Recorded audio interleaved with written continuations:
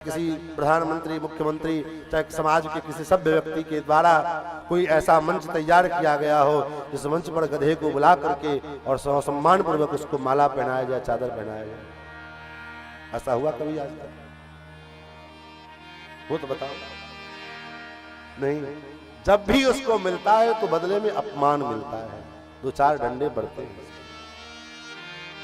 वही दशा हमारी है, गधे की भांति दिन भर जीवन भर बोझा ढोते हैं।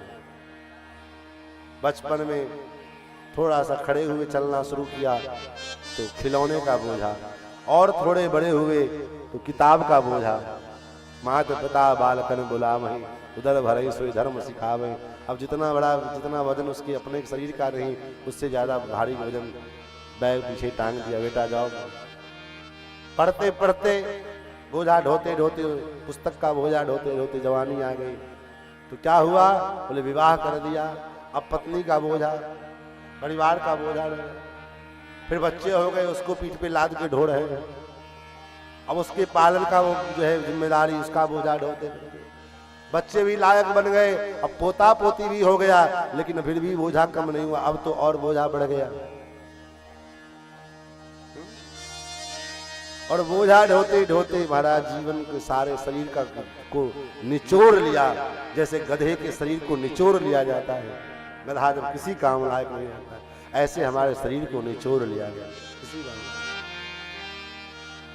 जब तक काम लायक थे तब तक तो महाराज खूब खातिरदारी, खूब खाते पीते, सब खूब काम भी होता था।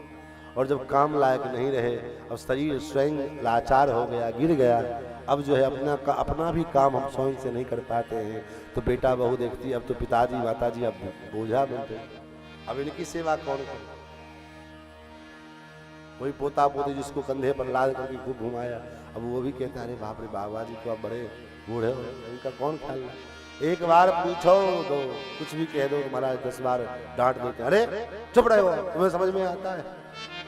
हमारी बुद्धि खराब हो गई, बुद्धि सठिया गई है, जाने का नाम नहीं ले रहे। और उसके बाद क्या किया?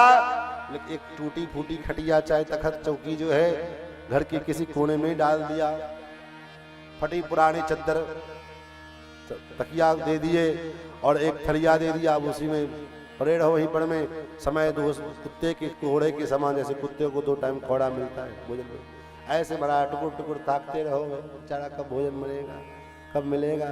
बासी कोसी जो कुछ बचा खुचा सब परिवार के खा लिए, तो जो बचा खुचा बचा तो ला करके बूढ़े के सामने पटक दिए, अब खाओ, खाना हो तो खा लो। और उसमें भी प्रेम से नहीं खिलाते।